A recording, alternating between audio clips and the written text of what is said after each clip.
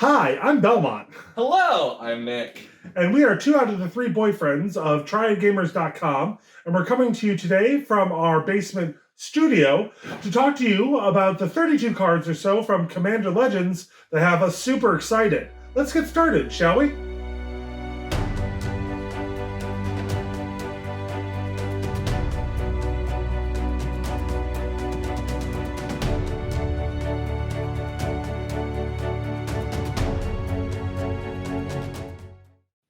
So, Commander Legends is a limited, draftable set being released by Wizards of the Coast that is meant for and made by Commander players. It features some exciting reprints, as well as lots of new legendary cards that can be used for your Commander, as well as in your current decks. It also brings back some old mechanics, as well as introduces some new mechanics to give more flavor to the format of Commander. These also can be used in other non-rotating formats, like Legacy, Vintage, Oathbreaker. Do people even still play Oathbreaker? I think so. I hope so. I have a couple Oathbreaker decks. Fair. And this is meant completely to be draftable and to be a fun experience to bring people into Commander, as well as satisfy current Commander players. So in today's video, we're only going to talk about new cards that are being printed with this set. While there are a fantastic number of amazing reprints coming in the set, some reprints that really needed to happen, especially for hardcore Commander players, we could be here for 2 hours talking about just the reprints alone. So what we wanted to do today was focus on the 32 cards that have us super excited coming up from this set. So in Wooburg order, why don't we start with white?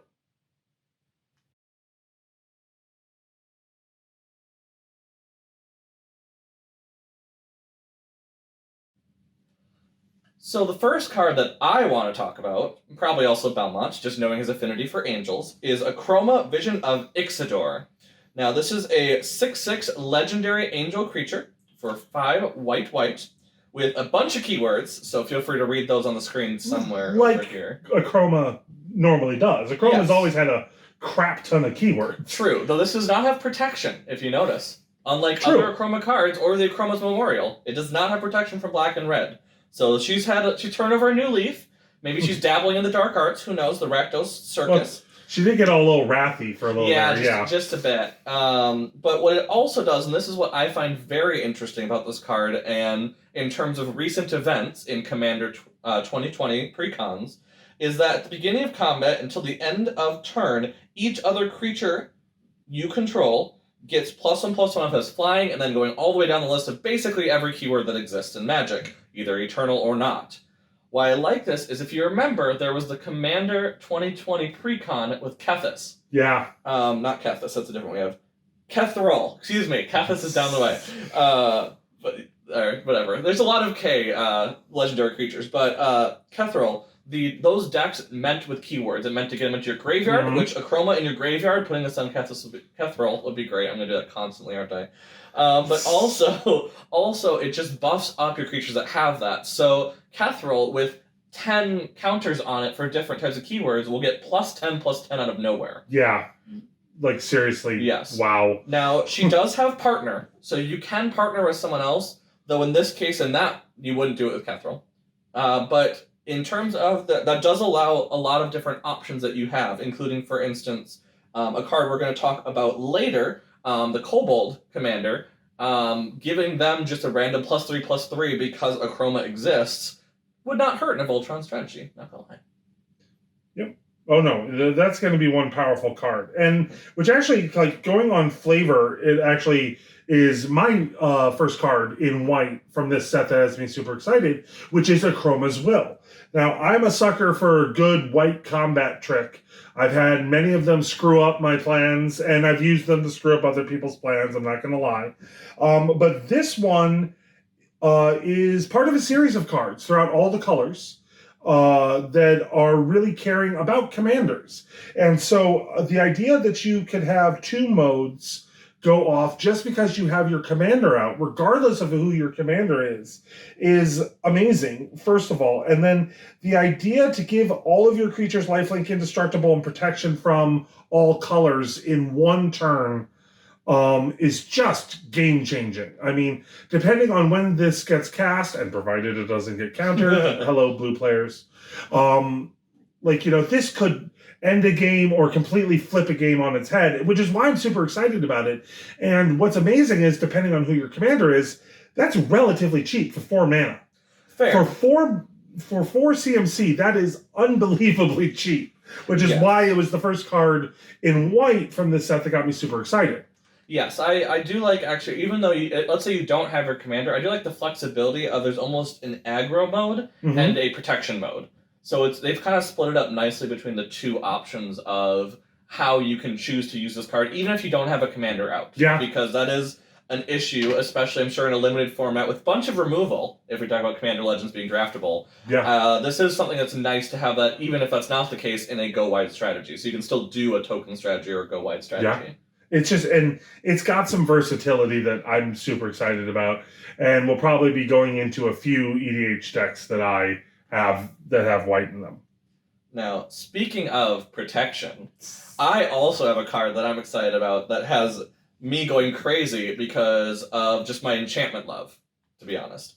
Benevolent Blessing. So for 1 and a white, you can get an aura enchantment that has flash, which already gets me excited because playing it against someone, not a blue card, is just fun. It allows you to enchant a creature and choose a color, and has basically your creature has protection from the chosen color. However, and this is the part that gets me excited, this effect does not remove auras and equipment you control that's already attached. So in my case, I have a Tuvasa enchantment deck where I like to put a bunch on Tuvasa and Voltron it and pretty much slam it into everyone's face, which has gotten me usually to be kind of the enemy of the game very quickly. So they'll try to get rid of Tuvasa. Well, if I can flash this in for 2 mana, and suddenly Tuvasa is untargetable by that color, I'm going to be able to hit people a little harder and get them out pretty quick. Well, and we've also seen it, like, for example, in other content that we've watched, other Commander content, where somebody has a sword, like with the Sword of War and Peace, equipped to somebody, and then all of a sudden gains protections from those colors. Like, we've seen that mess up its game, and the fact that this is kind of literally the answer to that is kind of amazing. And again, cheap. This is a cheap enchantment. Yeah, I definitely have had my fair share in Standard of forgetting that I'm playing enchantments and using Alseid of Life's Bounty and accidentally losing all of my enchantment auras that will all fall off the creature because I just forgot. But yes, this is very cheap. This is very efficient. It's protection. It also is an aura if you're caring about that, which there are a lot of commanders that already exist that care about enchantments or auras or just in general power toughness, that buffs it up. This is a very good addition to many white decks to offer that protection from black and blue strategies, even red strategies, really, because that in terms of direct damage. So the next card that we wanted to talk about was one that really got me excited, which is Court of Grace. Now, there's a whole series of court cards throughout these sets, but this one actually had me kind of excited, mainly because, one, it is bringing back the keyword or the mechanic of Monarch, which is actually something that I, and I don't think you have either, really got to play with much, because we didn't get back into Magic until well after Conspiracy, I think. I was more recent. I was very Dragon's Maze. I was very late to the game. I will agree. But I'm also a very big fan of white go-wide token strategies, especially on flavor lines like Spirits or like Angels, and this card just really feeds into it. And compared to other super powerful enchantments in white, this one is actually kind of cheap, being 2 white for casting. So I just actually liked it. It got me super excited. And since I have decks flavor-wise themed around Spirits or themed around Angels or themed around the Afterlife, this card just had me super excited for decks that I already have. Well, the reason why I like this one, and compared to, for instance, like the black one, Court of Ambition, is that this gives you blockers. And to keep Monarch, you have to not get hit by other players' creatures. And so to keep getting your cards, especially in white, because card draw in white, come on, just having that ability to throw something in front of just the creatures that will be attacking you, and every turn have a chump blocker, every turn really makes your opponents have to figure out how to get Monarch off of you, which may be, casting a spell that takes it, but in general, it keeps the idea of the combat damage issue at bay. Yeah, very much so. Which also, I had a hard time actually choosing white cards that got me excited. Actually, the problem was narrowing down which white cards got me excited, which is why I also have the final card in white that we were going to talk about today, which is Promise of Tomorrow. Now, again, I'm a sucker for a good white enchantment. This is also a good cheap white enchantment. But the concept of having your creatures die and then being brought back to the battlefield. Mm-hmm. This kind of uber flicker effect can be another game changer at the right time, depending on when your last creature dies and what your creatures were that you had die, including even, you could send your commander here if you wanted to. Mm-hmm. And if you count in various ETB effects from creatures in white or other colors that you're playing, this card is a game changer if timed right. Now, obviously, it's going to be a target for enchantment removal. It's going to make you a target at some point. It also might make people leave your creatures alone, which is maybe what you want, depending on what kind of engines you're trying to get going in this format. So this is a game changer card, in my opinion. Yes, I also like the idea of this coming in when they've brought in the mechanic of Encore. So the new mechanic, because you haven't heard, basically you bring in a copy for each opponent you have, it attacks them, and it dies or sacrifices at the end of the turn. So basically, if you have these, from what I understand, you could basically go ahead, it would die, exile, and you would have that to come back for some more. Now, I could be wrong on the mechanics. This is a good disclaimer on that. The other reason I think I definitely like this is generally in Esper when you have that blink. The blink abilities like this where you exile it and bring it back. Generally, you're going to be dealing with a lot of things like Doom Foretold, where you want to sacrifice your own creatures, and you have a lot of ways to do so, or a lot of sacrifice effects that help it out, especially in Orzhov, where you're trying to kill your creatures. Just being able to bring them back, especially I'm thinking of your cleric stack. The idea where you generally want to, you sacrifice 6 of your whatever they are, Apostle of whatever. Oh my gosh, what is that card called? Oh my gosh. Shadowborn Apostle. Thank you. Oh my gosh. So if he sacrifices 6 Shadowborn Apostles, what if they all come back when he has no creatures and then he just sacks it again for no demon? Yeah. Like, this is actually a potential, especially with sacrifice decks, and I think a lot of people don't realize that it's not just protecting your creatures, it could be a mechanic for you to mess with, because, you only sacrifice this enchantment. Yeah. You don't exile it like other mechanics, so you could bring it right back in and do it again. And there's a lot of recursion ability, which in Esper you see so much of in Commander because you have the time to do that slow down mechanic. Yeah, exactly. So those are all the cards in white. And next, obviously, we're going to move on to blue.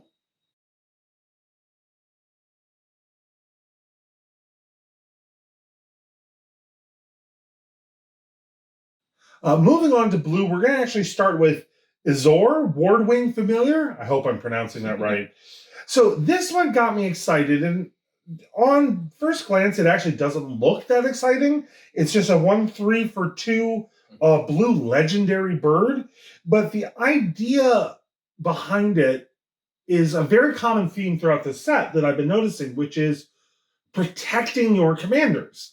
And the idea of finally the format recognizing that sometimes these amazing decks are... The commander is such a linchpin that it needs to be better protected, but protected in a way that isn't a complete lockout. Yeah. So all this card is doing is just upping some mana costs, but it's not completely locking out, so people still have a chance, but it still protects the commander.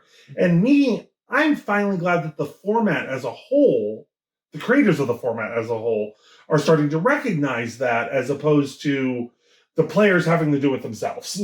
Yes, and the reason why I like the wording on this card, because a lot of this set, you can tell the wording was very specific on how it wanted it, because they could mess with that. They didn't have to worry about other formats like Standard or Pioneer, things of that nature. Is that it specifically says that target 1 or more commanders you control. So 1, if you steal commanders, which can happen in blue. And actually, there's a lot of commander stealing in this particular set. Yes, it says you control, not you own. So that's the important part. And 2, it can either protect itself as a commander or be just a card you play in your deck. Yep. It does not have to be your commander to make it work for that ability. So I like the flexibility, because sometimes you just want a 1/3 in the air for 2. You just might want that with the extra benefit. The partner has nothing to do with it, or as a commander.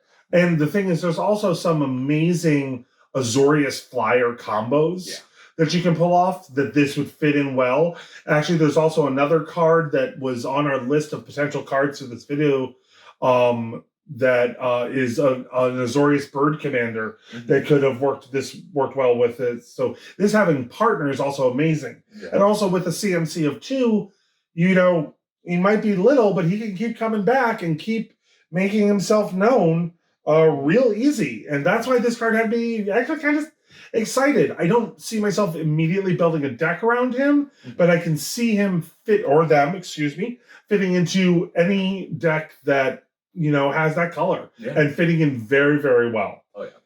Speaking of cards that fit well in other decks that we have, the next card we have is Hull Breacher.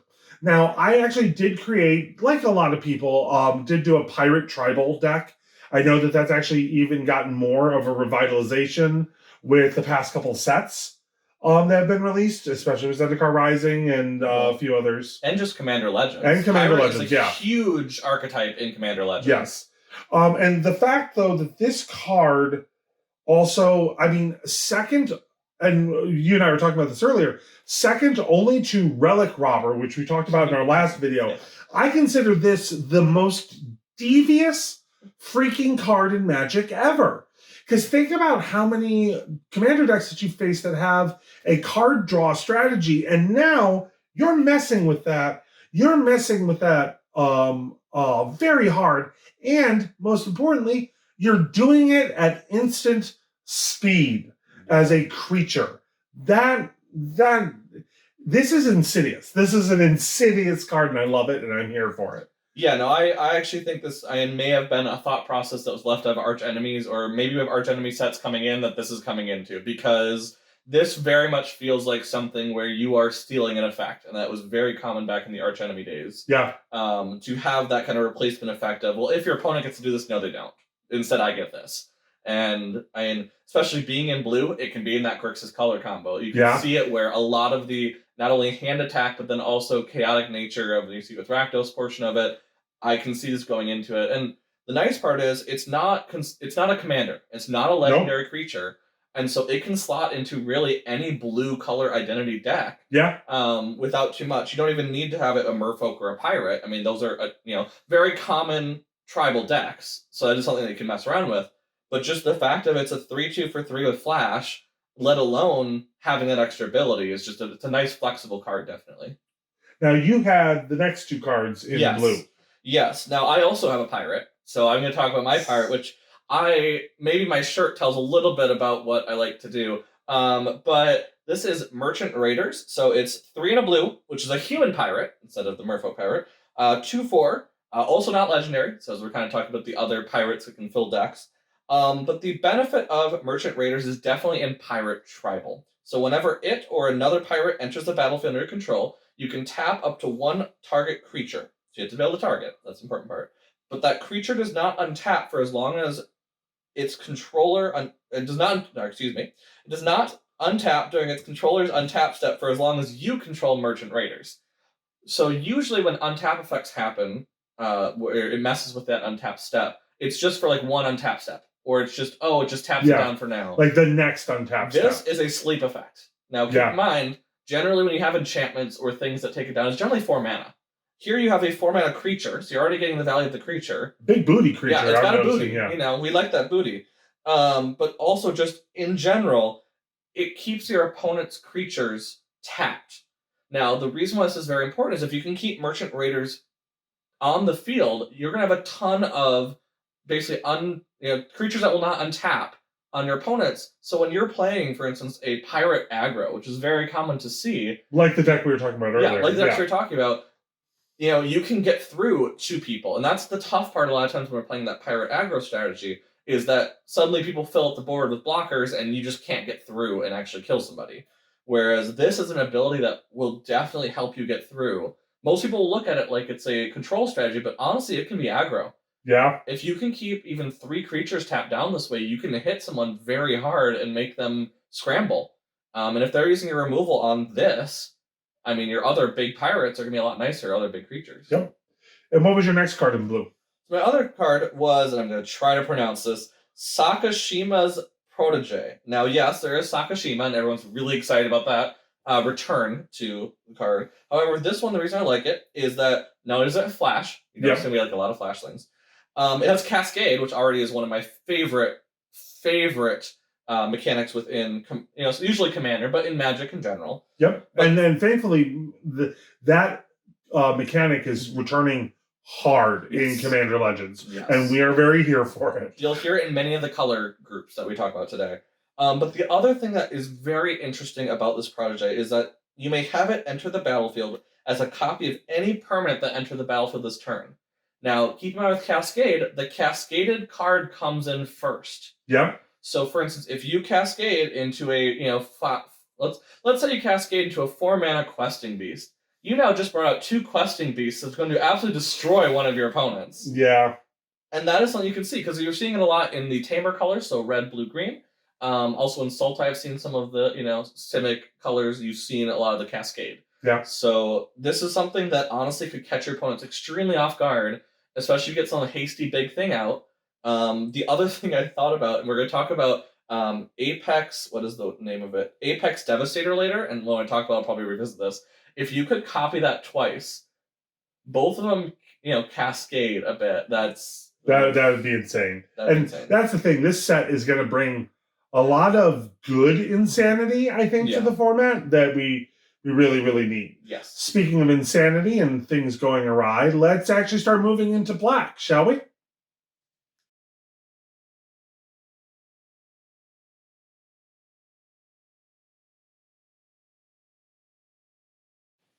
So now, much to the enjoyment of Liliana over there, we will move on to black. Now, the first card I wanted to talk about, for sure, in black, is removal. Because when you're in Commander, removal. So Feast of Succession, 4 black, so same cost as Hex, in terms of getting rid of some stuff. All creatures get -4/-4. Now, yes, it's symmetrical, it's going to hit your own creatures, that's totally fair. So, in addition, though, you become the Monarch. Now, this seems very simple, very straightforward a card, but if you're removing your opponent's creatures, you're staying Monarch. Yeah. You are staying as the Monarch, getting your card draw already just from that turn. Now, yes, it's a sorcery, and I'm not a huge fan of that, just because a lot of minus effects like that are instant speed, which means you can catch your opponents off guard. However, the ability just to have it get rid of indestructible things. Yeah, that's that's my thing. I'm a sucker for any kind of removal in black that's going to get around indestructible, like Black Sun Zenith, for example, is like basically if I'm playing a deck with black, I almost always have that in there to get around indestructible. And this card is a little bit cheaper, not much, but a little bit, but it has that Monarch mechanic, so I really like it. Mm-hmm. Now, switching gears though, another thing I like, because I do like some nice black elves, which we have a lot of them in here to kind of go for that Golgari feel, is Nightshade Harvester. So 3 to black gets you a 2/2, which is usually not great, to be honest. However, it will grow quickly, because whenever a land enters the battlefield under an opponent's control, so think you have 3 opponents in Commander, that player loses 1 life, and you put a +1/+1 counter on this creature. So this creature can very quickly grow as you go around the table, because and think about it, everyone's hitting land drops, that's a 5/5 by the time it gets back to you. Yeah, very true. I mean, and not only that, you're also pinging each person 1 life every time. So if you have things, especially that pay off from your opponents getting hit. Like Veto, for example, or... Yes. My thought process, I can't think of the mechanic name immediately right now, but it's the one in Rakdos where if you've dealt damage to someone, you have spells that are cheaper. Huh? It was in the Ravna. You'll know. We'll flash it up above my head. Probably he'll do that. But basically, that is a good way to get cheaper spells of just making it every time a land comes in, you're hitting people. Yeah. And 1 life for each land doesn't seem a lot, but when you're talking about you can get this down probably on turn 4, I mean, generally you're going to go into 10, 12 turns of land during a game. That's 8 life. That's significant in the Commander game, and that's a 5th of the life. Yeah. Well, and also consider the prevalence of, especially like the pre-con that came out for Zendikar Rising, or a lot of other Omnath landfall decks. Yeah. This is an answer to that in a spectacular way. Now, yes, it's not a legendary, but still, it's a very effective card. Mm-hmm. So the next black card that we wanted to talk about was Profane Transfusion. Now, This card just kind of caught me off guard. And yes, it's as expensive as hell, for certain. But oh my God, can this be a game changer if you can pull this off? Yeah. All right. With exchanging life totals, and we've seen some ridiculous life totals in some Commander games. I think I saw somebody with over 1,000 life at one point in a Commander game. This is a game changer. This is a complete game changer.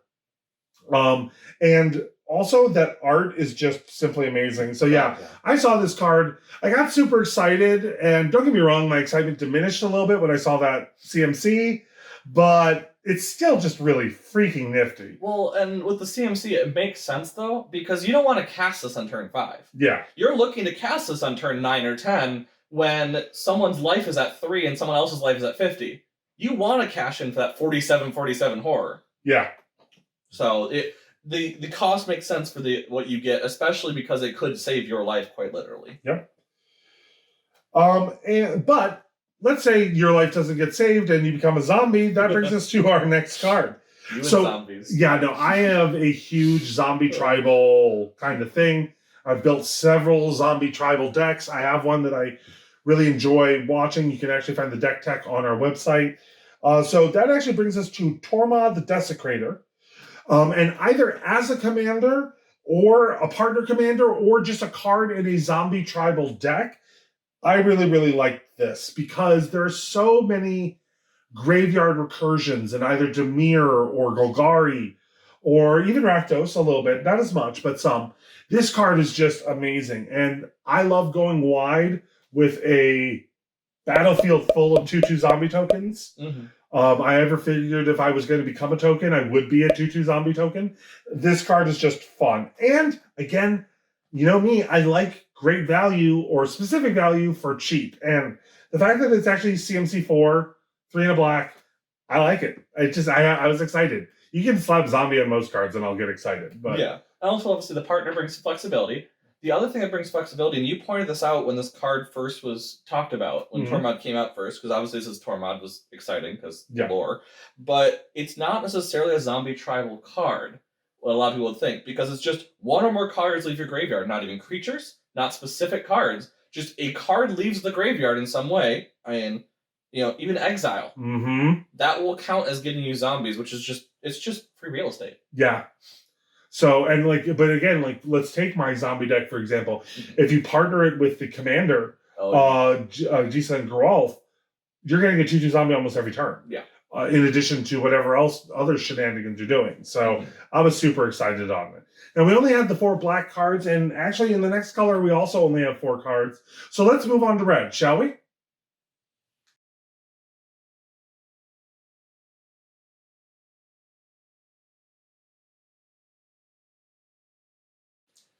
So, now talk a bit about red. Now, the first one I had was a Phoenix, which I know is near and dear to your heart. Because I have a Phoenix thing. You do. So the more Phoenixes, the better for definitely making a Phoenix tribal deck.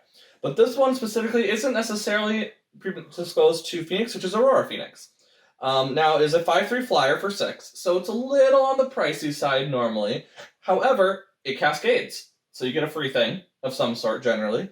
But the other reason I really found it intriguing and exciting is the idea that in a cascade-centric deck, which we're seeing a lot in the red, blue, green color scheme, when you cast a different spell with Cascade, if Aurora Phoenix is in your graveyard, it goes to your hand. So it has that kind of revival that Phoenix often have in Magic. But just the idea that then you can play it again and there's another 6-mana spell to Cascade again. It just constantly continues that Cascade cycle. I do find it very nice. Also, a 5/3 in the air generally will hit people very hard. Which, I mean, we've been seeing a lot of hard-hitting red flyers in the past year or so. So, yeah, this is a great card. Now, for me, the first red card that really caught my attention was Breaches, Brazen Plunderer. Now, again, I'm a sucker for a good pirate card, but the idea that you could be stealing so many of your opponent's cards, which in such a high-powered format, such as EDH or Commander, oh my god! Oh my god! And especially if you are doing anything with pirates, there's probably a little bit of treasure around, so you're going to have mana. And this is gonna be fun. I mean, he's a 3/3 for 4. He really caught my eye. Also, he's a goblin pirate, and you add this into some goblin tribal even, and this is gonna be just a super fun card to play with. Yes. Now, what I do like is it does not specifically mention combat damage. Yeah. So that is actually really important when you talk about anything in red. Really, to be fair. The other thing I like is this definitely gives a different flavor from the Paco Holland that we saw with it. That is also the same feeling of exiling things, being able to cast it kind of thing. But this is almost quicker. It feels almost more gritty, and I just like the idea of kind of more of a just direction to go with it like this. Yep. Now, he would be great as a commander, and I personally think he'd also be great partnered with the next card. Yeah. Me personally, I'm actually thinking about building this deck at some point, and the next card being Kedis Emberclaw Familiar, which, first of all, look at that art. That art is freaking cute. Oh, yeah. But whenever a commander you control deals combat damage to an opponent, it deals that much damage to each other opponent. First of all, this is a game-changing card. It's going symmetric, and again, like you mentioned earlier in the video, commanders you control, not necessarily own. So if you're stealing other people's commanders, which is again a prevalent theme in this set, this would be an amazing card. And the fact is that he's also a 2/2, he's a 1/1 for 2. He could possibly be doing that as well, where you can just get the damage nice and symmetric, put in a gutter snipe, and this could be really, really fun and real fast. Yeah, the other thing I would point out about it that I found interesting was it's an elemental. Yeah. Because we've talked so much between the two of us about building an elemental deck, but elementals are usually expensive. It's very tough to build a nice cohesive singleton elemental deck to the point where this is actually a partner that for very cheap you get an elemental out, get payoffs going, all that sort of direction, while also just destroying your opponents. Yeah, very true. Now, speaking of destroying your opponents, kobolds!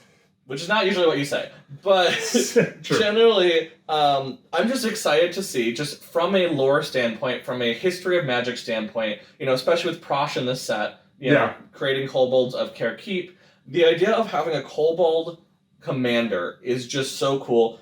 Also a zero-cost commander. Yeah. That is not something you see. You see zero-cost artifacts hours. That's pretty common. We know about the Moxes, let's be honest. But the idea that it's a zero-cost 0/1 shouldn't excite me. That shouldn't be a thing that really makes sense. But I've also been dabbling in the Voltron strategies, the load up one creature and go nuts kind of strategies. And if you can get a couple things on this kobold, with First Strike, Menace, and Trample, you're hitting people. Yeah. There's no way around it. And so when we were just talking about Kedis, this could be a very easy way to smack somebody very quickly in red. You can go in mono red strategy with partner even. And there's so much buff in red. Yeah. Still, that a lot of people actually kind of dismiss sometimes is a lot of the buff in red, and this card kind of makes a lot of those cards more relevant again, honestly. So and also just with partner, you can really put any color scheme then. Yeah. Especially with the Piper that we have in this set, the common. It just makes it where any color partners possibly.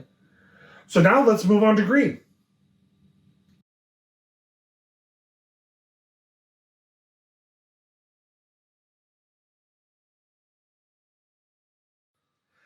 Now, moving on to green, we wanted to start with the first card that got us super excited, which was Anara Wolved Familiar.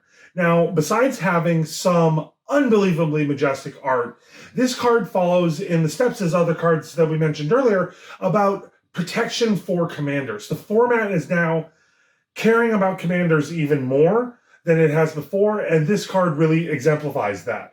Now, yes, the protection and the indestructibility for your commanders is only during your turn, but that's still better than nothing. Also, it's a 4/4 for 4, which you can never go wrong with. Yeah, it's also a wolf, so wolf tribal. Yep. But also in the limited format that you see for draftable Commander Legends, there's not a ton of exile effects or, the loss of toughness effects. So an indestructibility is actually pretty strong. So, if you have some green cards that you draft, you can just throw in Anara with whatever other partner you have and make a commander deck out of it. Exactly. So this one had us super excited real fast. Now, in other green cards that you don't just pick up and draft without putting into your deck, Apex Devastator, 8 green. You love a good mana, Hydra. Oh, a nice big 10/10 Chimera Hydra, which I haven't seen Chimera much. But, No, true. It doesn't look like much if that was all that was on it, but the fact that it cascades 4 times, because each of those separately cascades. Now, there's already been warnings online about how scary the stack will get. Yeah. Because all those cascades can cascade again, and it just goes absolutely nuts, because you do cast your cascades. And that's a lot of C's, and I'm sorry I said all that. But... You see, I just have this image of Sarah Jessica Parker from Hocus Pocus just going cascade. Basically. Yeah, exactly. That's me. Just, I want this cascade thing to happen. I want a cascade deck. I love it so much. For my Slivers deck, I have a cascade deck, and you all hate it so much. And so... obviously, it's a 10/10. It can be blocked. It can be chumped. But the amount of trample you can get in green, easily, I'm not worried. And so, especially because you can accidentally cascade something that gives it trample. Yep. Very easily. So this is definitely a card that it will win you the game. It's just on its spot. That's why it's 10 mana. That's why it has to be so expensive. But on the other side... You have the next card, yeah. How do you get to a 10 mana card? Court of Bounty. There is a solution for you. So we talked about the courts throughout this video so far, but what this specifically does is it creates some honor. That's important. Some more monarch love. The reason why I enjoy it so much is the fact that it lets you, even if you're not the monarch, put a land into play every turn that's not your land play. So you're getting 2 lands on the field every one. Now, sometimes you get too much card draw in some decks, and that's important to get those lands down. But if you're the monarch, because you've introduced that to the game now, you can put down a land or creature. Well, and think about it, because you're putting lands down on not your turn, right? Yes. But imagine if you're also playing a landfall deck. Yes. Now, Holy crap. The issue with it, obviously, you're not casting it, so it is a cheat effect. But there are some pretty large creatures in the set when you think of limited, but also just in Commander in general, that if you could just throw down on a turn and it has haste, you could, there's Infect in green. Yeah, true. You could throw down a hasty Infect, and suddenly that game has completely taken a turn. Yep. We do not condone Infect in this household. Well, we kind of do. We just don't play it. But the last card that we had in green was Helana Keswick Ranger. Helana, excuse me. And the reason that I kind of liked this card, obviously doing the whole thing of green having reach, never sucks. Always thwarts me when I'm playing against it, so I'd rather play with it. But it's going on this kind of motif that we saw starting a little bit in the last Ravnica set, and then definitely gaining in Eldraine and things like that, of green creature removal via the fight mechanic, via fighting another creature. And the idea is, for example, you play a big green stompy creature and have it take out the biggest blocker on the field before you even attack. And the idea that you could keep doing that multiple times in a turn, provided that you have the mana, which in green, mana is usually not an issue. I thought that was really cool. And again, at a very reasonable CMC, in my opinion. And I'm going to make you even more excited. It's not a fight, it's a bite.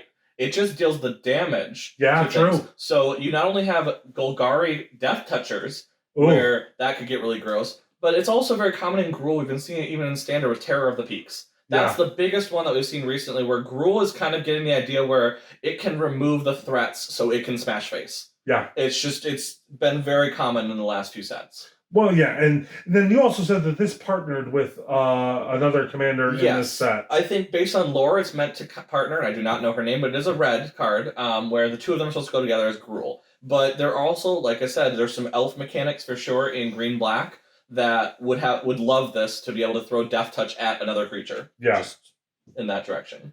And so, now that we've colored all the covered the... Both, I guess? Why not both? Why not both?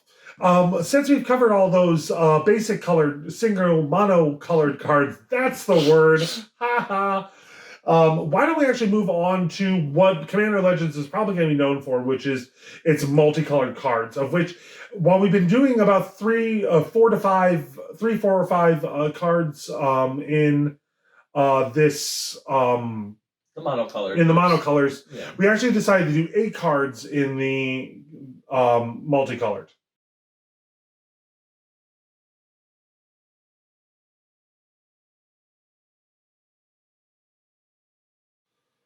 So, as he mentioned, we're going to move into the gold cards, the multicolored, which, of course, has numerous new cards. So there's a lot more cards that we're going to talk about because of all the new legendaries. Now, of course, we're going to start with the cute thing, because that's us. And we are going to talk about Archelos, I'm going to go with, or Archelos, Lagoon Mystic. It's a Sultai Turtle Shaman. So already, come on, turtle creature type. We're gonna love it. I don't normally put Sultai and cute in the same right, but hemisphere. This is like old turtle mystic elder adorableness. Actually, I'm getting some Dark Crystal vibes coming off of this. That's fair. Yep, definitely that direction.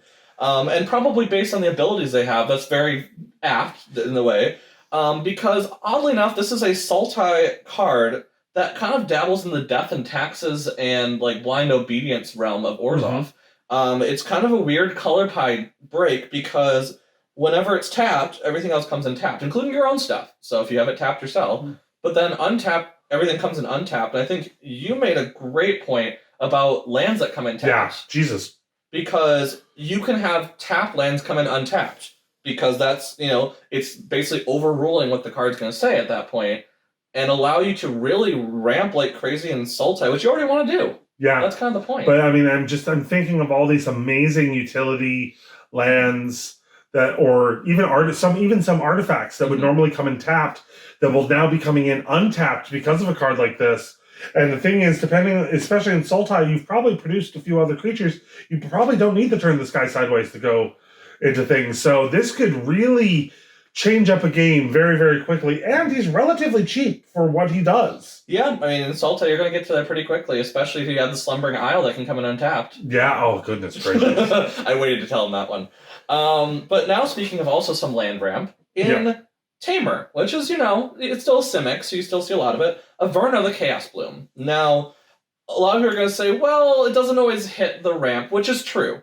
It does have to be on Cascade, but it's also a 3-mana 4/2, so it's not terrible. It's another elemental, and I'm liking a lot of the elemental themes that are kind of slipped in there. It's not an archetype, but it's slipped in. But just the idea that as you're cascading, you can put a land card, not basic. Not basic. A land card. It doesn't have to be non-basic, it doesn't have to be basic, but, it's basically a land card can go onto the battlefield tapped. So if you go ahead and cascade 10 cards in, just looking for something, you can choose any land you saw along the way there, which you probably saw a lot of because you went 10 cards in. That can just go on the battlefield every time you cascade. So you get to those turns where, when we talked about Sakashima earlier as the protege, you can have those turns where you cast 3 cascade spells and you put 6 things on the battlefield. There's a lot of choices for you. It's also just, as far as I understand, the first really cascade supporting commander. Yeah, pretty much. There have been themes with it, but this is really kind of making it to get you to that big stuff to cascade, which you're going to have to bridge that gap between the low mana and high manas. Yep, exactly.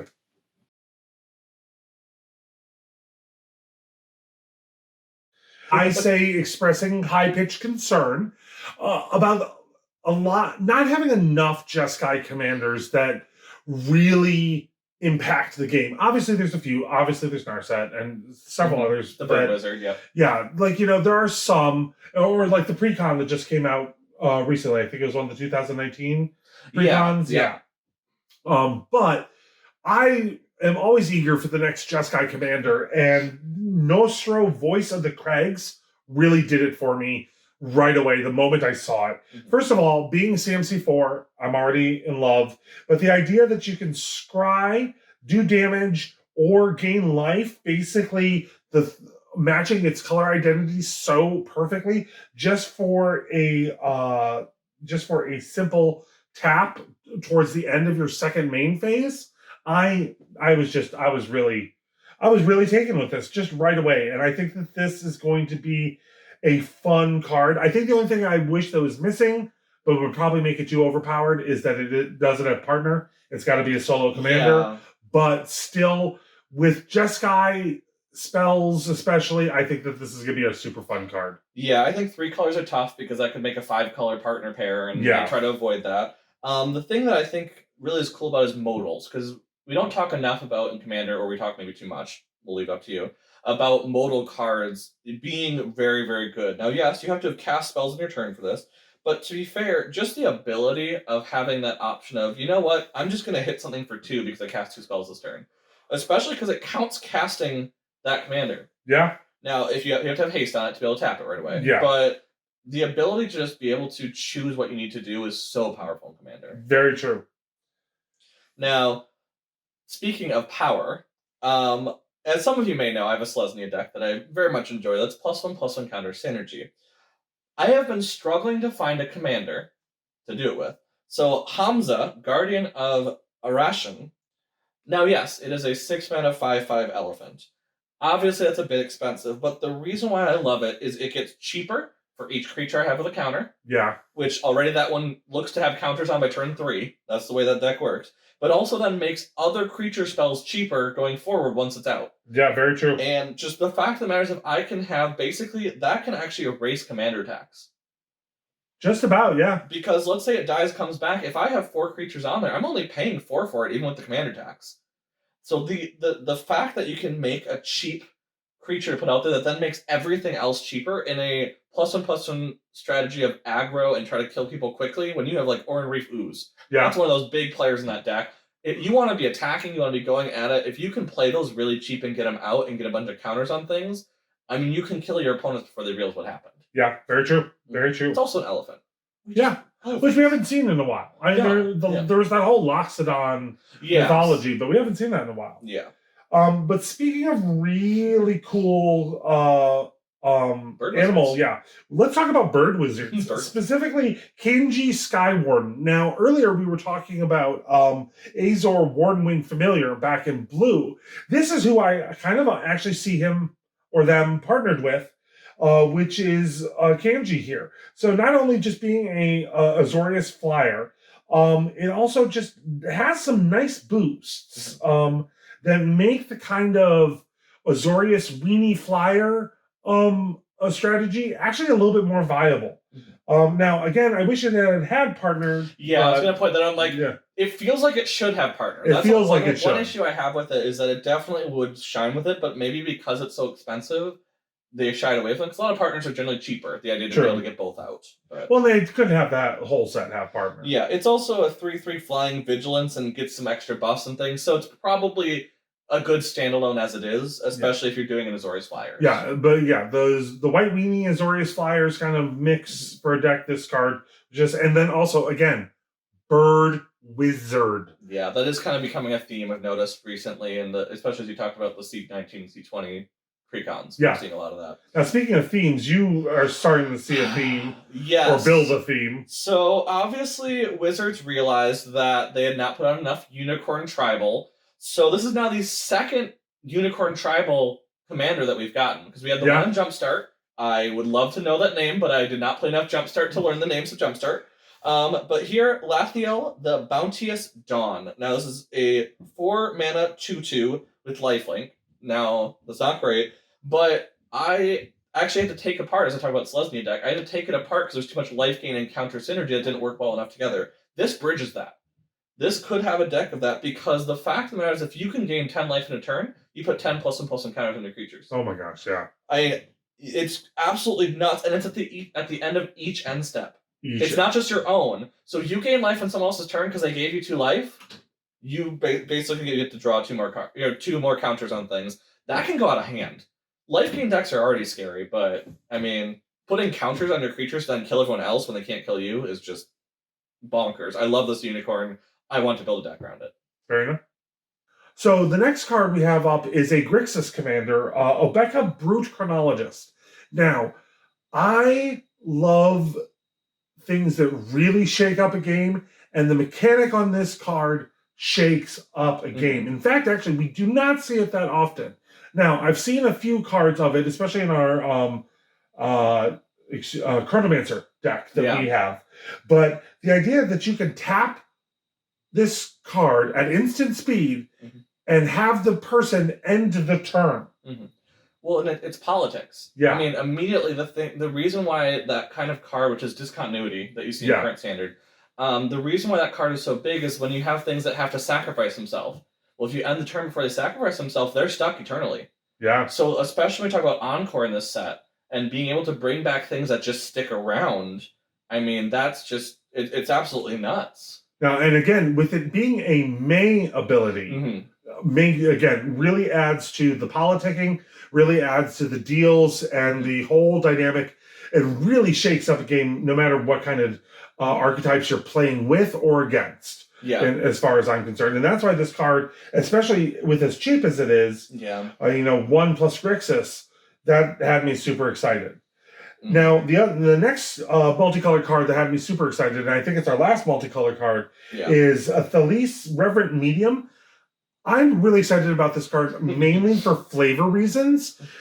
I'm going to assume she. Yeah, no, it actually even says so on the card. Yep. She flavor text, is a little bit expensive being a 5 CMC commander, so you're not going that. But one, she's a cleric in Orzhov, which I am a huge fan of, especially with Zendikar Rising coming out. But even before that set, I was very big into cleric tribal and making cleric tribal work for you in Orzhov, and this card just adds to that, especially with all the recent additions from Zendikar Rising. And then also, again, on flavor reasons, I love a 1/1 spirit flying token. And this just is great. In fact, actually, for Halloween, I was starting to build a medium, 1/1 spirit tribal thing. And then this card got announced. I'm like, why didn't I even think about where was that when I needed it? So that's why I was super excited about this card. Yeah, and I mean, this is one where most legendary creatures in this one, I feel like, it's meant to be a commander. This one can be either. Yeah. Because this is not only just a commander that would be very nice to do token generation with, but also in decks with Teysa, or in your above and below where you're creating a bunch of tokens. This is a great way to get a bunch of sacrifice fodder out of nowhere, and it's a cleric. Or if you put it with any, for example, Sigil of the Empty Throne, or Dawn of Hope, or that Bishop from Core Set 2020. Bishop of the Wings, Bishop of the Wings. Oh my goodness. So this could really get going real fast, and again, also just kind of really some amazing art too. Very much. So that actually concludes all of our multicolored cards. So let's just talk really briefly about our artifacts and colorless cards.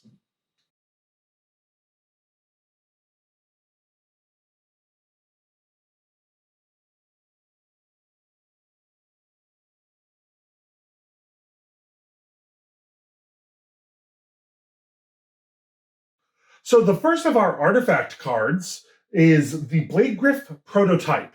Now, one of the things we were talking about earlier when we were talking about Obeka Brute Chronologist, about politicking, that Obeka has nothing on the politicking that's going to happen from this card. Yeah. All right, a 3/2 flyer for 5, but oh my gosh, just destroying permanents, including enchantments, some extreme, or planeswalkers. This is going to really, really define stuff. And especially being a flyer, you know that the chances of it actually doing combat damage are higher than a non-flyer, definitely. So this is going to be just another one of those game-changer cards where all of a sudden the table can be talking, whether it be in person or on spell table or however people are doing it nowadays. This is going to get people talking, and the politicking is going to be hardcore. Oh yeah, you always hear people say, well, if I get rid of this, will you not hurt me? There's a lot of that, especially with doing these kind of things. The other thing, and I think you kind of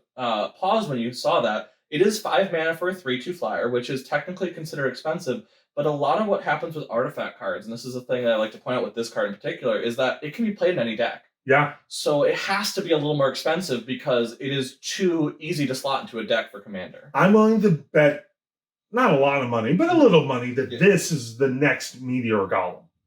Yes. This is the next kind of almost staple artifact that can go into any deck. I can see this being a card very much like that. Yeah, and nobody want to kill this one. No.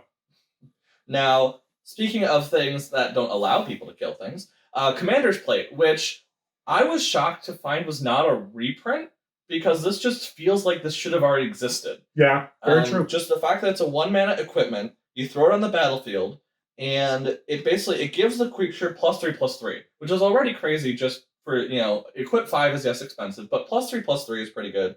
And then it has protection from each color that's not your commander's color identity, which is important, as I talked about earlier when we talked about Benevolent Blessing, is basically that you don't want to protect from your own colors, because then you can't get stuff on it, especially with equipment.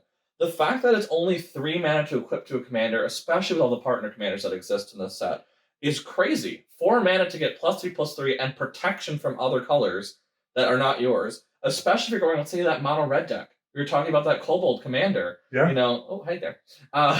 Basically, that means that if you have a mono red, it has protection from 4 colors, which is on no card. The swords only have 2. Yeah. The fact that you can protect from 4 colors in a monocolored deck also makes this crazy. So I see this in like mono white, mono red decks that want to aggro and Voltron and all that fun stuff. Yeah, very true. I say Voltron a lot, I realize that. You do. But, it's a viable strategy. Now, on the flip side of Voltron, Yep. Horizon Stone is not meant for Voltron. That is meant for big mana decks. So where you are bringing in a bunch of mana, a bunch of things. There's actually even a card in this limited set that creates mana burn again, which, if you don't know, at the end of the turn, if you had unspent mana, it would actually hurt you. This is is how it used to be in the olden days. But this kind of can either help with it or counter it if you're an opponent, because you can keep your mana that you create to try to hurt other people, which is nice. But also, if you're playing against them, it does not hurt you. You would lose unspent mana? Sorry, it's just colorless. You don't actually lose it.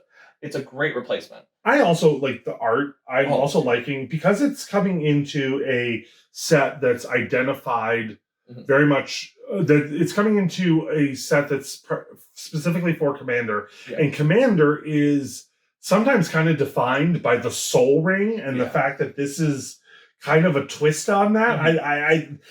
That art was not subtle, and I got it, and I'm here for it. I'm here for it. It was meant to be that kind of thing. The other thing I like to point out is just the flavor text, because that's why I think I knew it was big mana right away. It talks about Krufix. Yeah, which we have. Krufix, thank you. Which is a very sought after card in terms of when you look at Commander, but also it also deals with this mana existing idea, and it's just. That's not played with enough, I think, in Commander, and I really hope and I'm excited to see if people mess around with this and see what they can do with a 5 mana artifact, Yep. And those are the cards that excite us, that we could put in a video that excites us from Commander Legends. Yeah. Don't get us wrong. We are excited about the entire set. Yeah, there are hundreds of cards. There are a bunch of reprints that we are so excited to see. I mean, the original partners, you gotta love that. Yeah. But, we can't contain it all in here. So if you want to see more excitement of our Magic Inklings. Yeah. We have our Commander decks being put in. We're not quite done, but we have them being put into Tapped Out, and you can see that on our website, triadgaymers.com. Gamers with a Y. You also can interact with us and ask us about other cards that maybe we didn't mention through Twitter, Instagram, Facebook, on stream when we're on Twitch. We'd love to talk about Magic at that point. Yep. You're even streaming Magic now again. Yep. No, I'm streaming Magic now again. Probably on Tuesday evenings is what we're thinking about. Right now, in Central Time in the evenings. So feel free to come and say hi, check us out. If you think that there's cards that we've missed or we should be excited about, let us know in the comments.